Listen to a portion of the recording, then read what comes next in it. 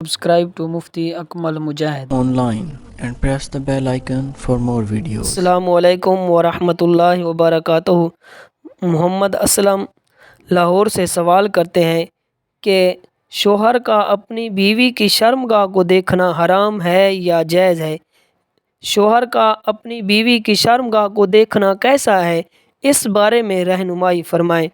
तो इस मसले का जवाब समाअत फरमाएं कि फ़तवा के एतबार से कि शोहर अपनी बीवी की शर्मगाह को देख सकता है, मियाँ का अपनी बीवी की शर्मगाह को देखना जायज़ है, हराम नहीं है। लेकिन ये तकवा और अदब के ख़िलाफ़ है।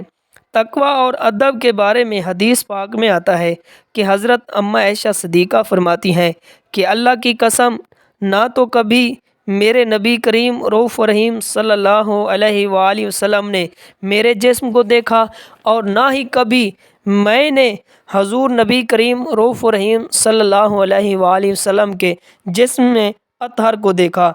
तो ये है तकवा और अदब। इस तरह उलमा फरमाते हैं कि जो मियाँ और बीवी एक दूसरे की शर्मगाह को देखते हैं तो उनकी नज़र कमज़ोर होने का ख़तरा है। और दूसरी बात यह है कि जो मियाँ और बीवी हम बिस्तरी के वक्त एक दूसरे की शर्मगाह को देखते हैं तो जो औलाद पैदा होगी वो बेअदब और बेशर्म होगी।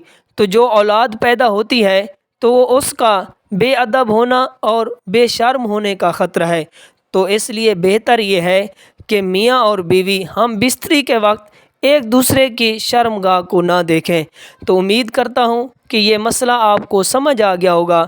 अल्लाह ताला आपको तमाम जहानों की भलाइयाँ अता फरमाए। Subscribe to Mufti Akmal Mujahid Online and press the bell icon for more videos.